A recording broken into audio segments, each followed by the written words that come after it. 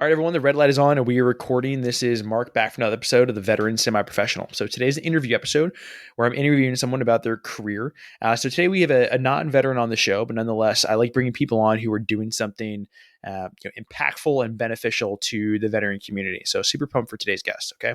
So the whole point of this show is if you're someone who is considering getting out, or maybe you recently transitioned and you're trying to figure out, what do I do once I can put my hands back in my pockets, grow my hair out, and start wearing these things called civilian clothes? This is a show for you.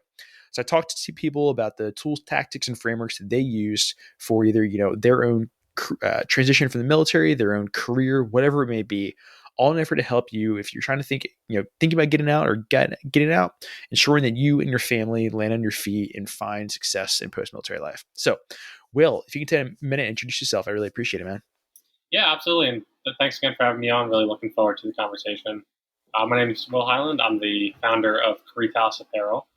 And we make bamboo socks and donate 20% of proceeds to end veteran homelessness and suicide. We work with a couple really amazing 501c3 charities and are just trying to help the veteran community and better the outcomes that a lot of veterans face when they leave the service and are trying to transition back into civilian life by creating a product that we think is comfortable and valuable. They're made out of bamboo, so they're comfortable, soft, breathable, all that good stuff. So just trying to really make the world a better place through socks. Awesome, man. Cool. What tell us all like a little bit of your story. Like, how did you where did you grow up? How did you kind of get into eventually kind of get to the point where you're starting a company now? And then we'll also kind of dovetail that into why the veteran community. Yeah, absolutely. So my background is in technology. I spent a number of years as a management consultant, which is basically a business consultant for large corporations to help them tackle challenges, undergo transformations, and just really be like a third party expert and consultant for large corporations, usually working with technology in some sort of way. And then more recently transitioned into project manager role for another large technology company. So, my professional background provided some really good insights into like building business cases and understanding how some of these large corporations function and profit and work. And the goal is, taking that skill set and applying it to something that is a bit more meaningful and has a bigger, impact on the world, and specifically the veteran community is something that I'm very passionate about. Some of my family served during World War II, and that's always had a big impression on me. And I think just being just a normal kind of everyday citizen, I'm very mindful of the fact that freedom isn't free; it wasn't given to us, and lots of men and women had to sacrifice for us to get here.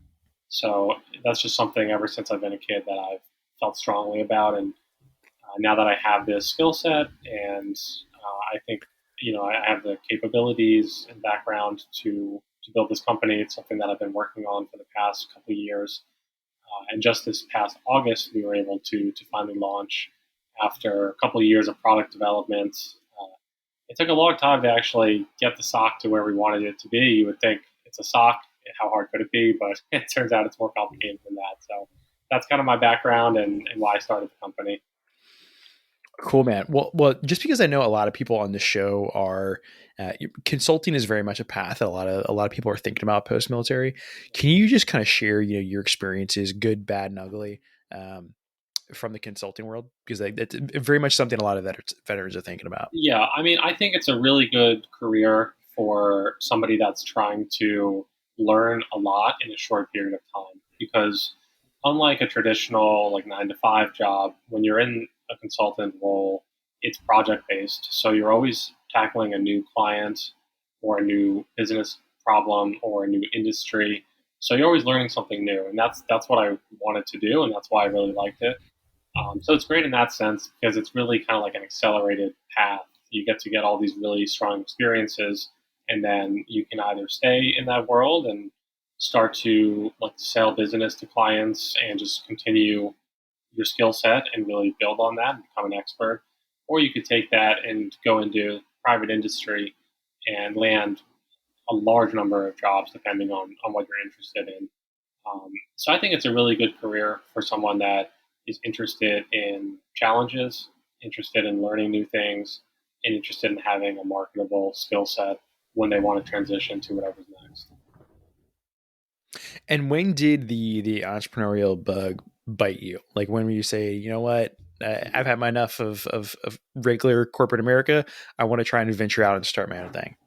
Yeah, it's a good question. I've always been kind of entrepreneurial, even as a kid, just like the lemonade stand, like raking leaves, all that kind of stuff. So I always kind of knew that it was what I wanted to do. And in the first few years of my professional career, I was always thinking of different business ideas. I had this spreadsheet with like all these different ideas, and some of them I had worked through in like a lot more detail, some less. So I sort of knew it was the path I was going, while continuing to develop my professional career and try to leverage those skills in starting the business. But I would say about 3 years ago or so is when Veritas actually was started, and I ran the financials. I made a business case for it. Did all of that like research in the beginning, and it made sense. I think there's a really large market. Everybody wears socks. Everybody loses socks, and you can never have too many. So I think it was a good medium for having a large marketable audience, but also, the margins are okay compared to other industries, and basically the vision is using that as a platform to facilitate donations to these charities and help veterans, because at the end of the day, the governments and private charities are doing their best, but they're ill-equipped for the challenges at hand that veterans face for homelessness and suicide and the underlying causes behind that. Yeah. So the goal is really to facilitate that through private industry. Yeah. Yeah. I'm totally on board with you on that one. I mean, you kind of mentioned it a little bit about why socks. Like, we all wear them every day. They're notorious for getting lost. I'm thinking of this great cartoon. I think it was a non sequitur, or maybe a Far Side comic, and it was, astronaut lands on Mars, and they're on like the far side of Mars, and like there's this giant pile of socks, and he's like, NASA, Yeah. I found the missing socks, right? Yeah, where did they all go? I mean, I don't Where get did they all go? I have no idea. No idea. No one knows. Anyway, but I'm just kind of curious. Like, how did you land up on socks? Like, we all also wear, t-shirts. We all also, use water bottles and everything. Like, what was it? Or like, this is, I think there's something here that I can lean into. Yeah, it's a couple things. I've always had like colorful, like funky, weird socks in my professional career. Like my sock drawer looks like a bag of Skittles. So in just being in that mode and professional career, and just going through a number of different offices, I sort of noticed that the dress attire of men has sort of shifted over the past years, in that very few people wear a tie anymore.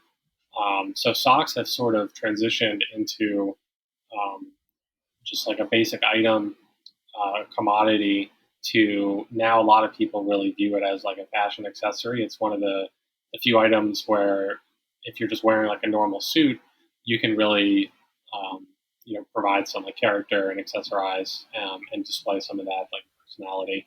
So I just always liked socks and always had like cool socks. Um, so that was part of it. The financials made sense, and just the universal marketing aspect as well made sense. Yeah. Yeah. Yeah. I had a good friend in the Army who, so, for everyone listening, right? Like, when you're in uniform, there's like very specific regulations about kind of socks you can wear, Mm-hmm. color wise and everything, right? And I had this friend that was notorious for wearing colorful socks, and it was like he was otherwise, this like fantastic, very kind of by the book officer, but would always wear these crazy, ridiculous socks, and that was just like his little way to kind of stick it to the man Yeah. and maintain like a little bit of personality. Mm-hmm. And I'm also like very much a fan of having, kind of crazy socks. I'm either wearing like very boring black one ankle socks, or I'm wearing kind of like ridiculous, not ridiculous, but like crazy colorful Yeah, ones that something stand something out. fun. Yeah. And like, my jeans pop up a little bit. People are like, oh, Mark, cool socks, man. Mhm. Anyway. Yeah. Yeah, So I get totally get that. Yeah. So you talked how it's like, taking a couple of years just to like get through product development, which it. again, it's just socks. But Yeah. I know it's way more than that. But for like, everyone listening, maybe can you talk a little bit about what it's been like to go through developing a Mhm. physical product? I've had a lot of people on the show talking about software, and that's kind of its whole other bag of tricks. But creating a physical thing is a whole other can of worms. And so I'd be kind of curious, like what that journey has been like. Yeah, absolutely. It's a good question. So just to give some context, the company was actually founded in February 2020. So right before COVID really like blew up the world. So that had an impact on the supply chains and it impacted timing, um, the cost of materials. By the time I actually bought them, from when I first started looking, was a completely different scenario. But the actual process of finding a supplier, um, took a while because I worked through a number of different suppliers, getting different samples from each of them, different material compositions, and it was sort of just like a widowing down of, this supplier was, the product was good, or their communication was good, their, reviews, whatever.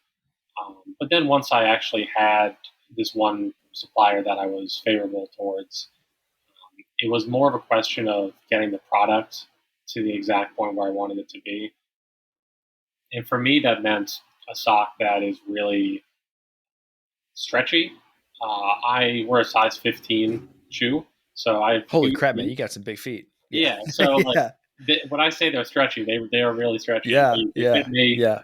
and they fit my fiance, who's a size 7 women's. So pet peeve of mine, like being a big guy, is just like socks that are not elastic enough. Yeah. So getting a sock that's stretchy was one of my big design requirements, but also having it be really soft. So they're made out of bamboo instead of cotton, which offers a lot of benefits. It's softer, it's more sustainable, it's antibacterial, it breathes better. So it has all these benefits, but it's a little more complicated to work with because there's not as many bamboo socks out there. So getting like a thick, durable bamboo stretchy sock took a while. It took a lot of refinement, like just different samples and tweaking it a little bit each time until I was at the point where I really thought that this is the product that fits the vision, and we can take this to market. And it took way longer than I wanted it to, and it was way more expensive than I wanted it to be. But at the end of the day, it's better to launch late with a good product than early with a mediocre product.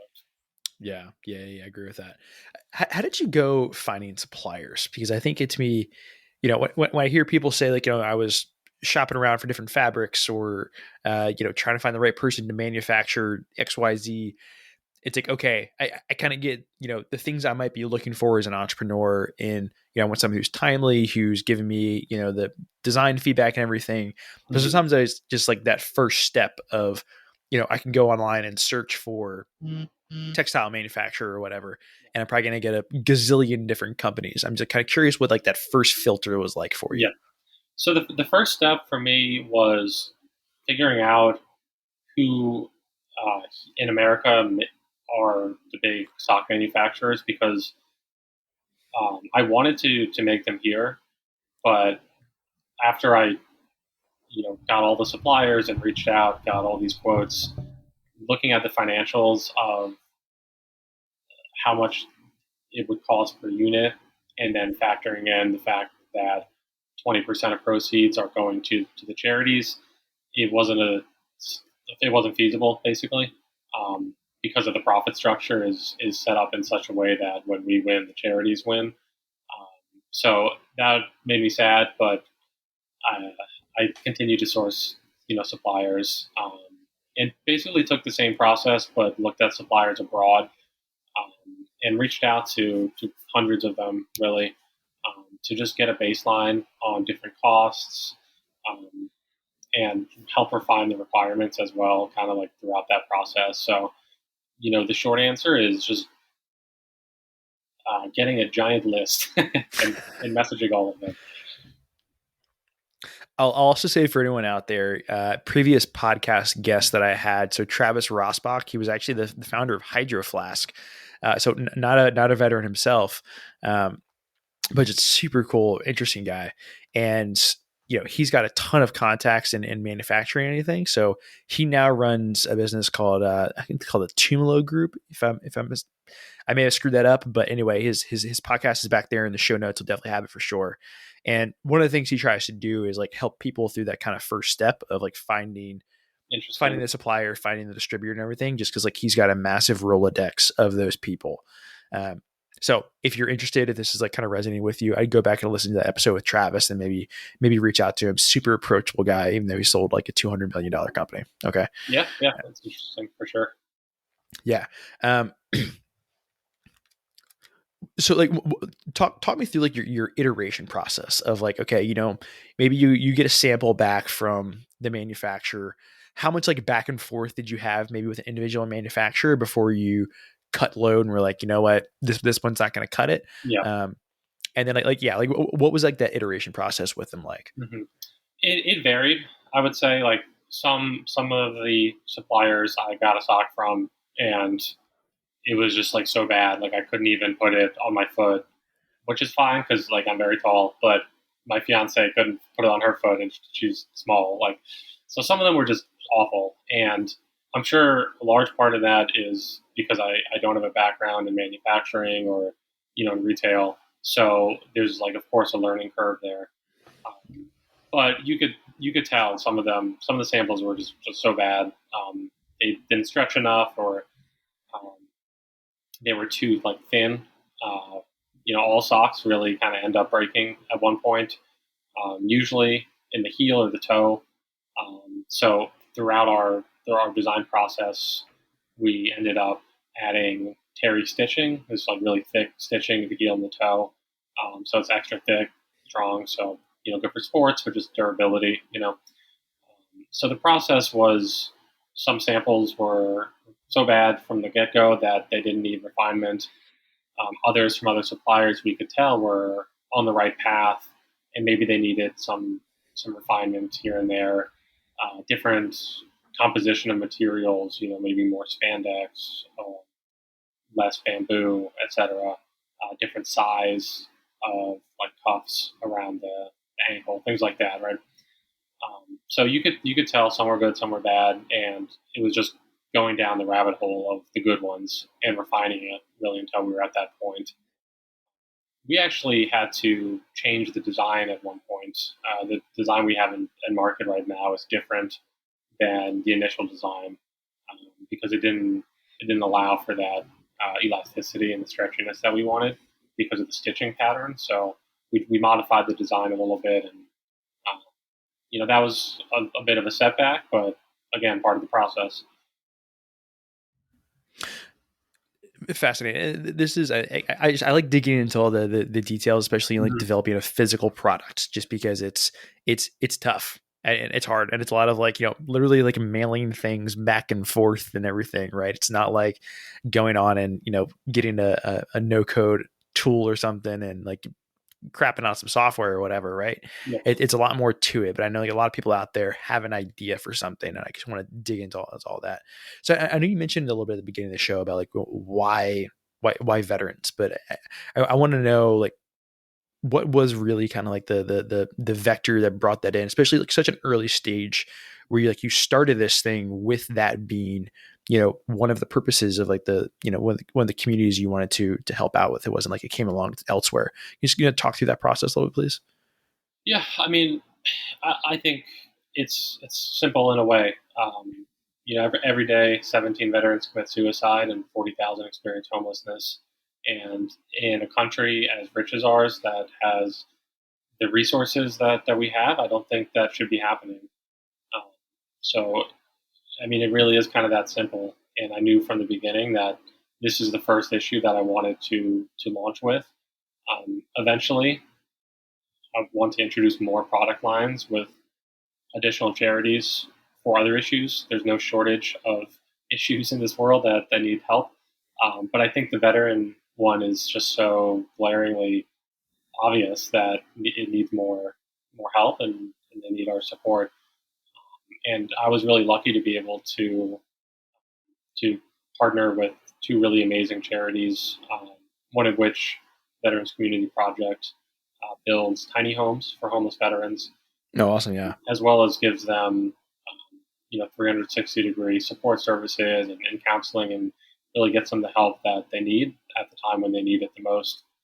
And the other one, Mission 22, has a number of programs to stop veteran suicide through treating post-traumatic stress, traumatic brain injuries, military sexual trauma, and a whole bunch of other really, really awesome programs. So, I'm grateful to be able to support these two charities, and that they were willing to, take a chance on some startup that no one's ever heard of. I'll also say you get a bunch of like huge gold stars from me for like using, like you said, like post traumatic stress, and that's post stress disorder. Like you said, that 17 versus sometimes like the 22 a day. I think I've seen a bunch of research. It says like it's not really 22 a day. I mean, it's 17, Yeah, which is still your like figure's a 17. couple of years old. Yeah. I mean, 17 still, 17 too many, but like there's kind of a better number. So I'm like, I'm very impressed. Like you clearly have like done your homework in this area and everything too, which is super cool.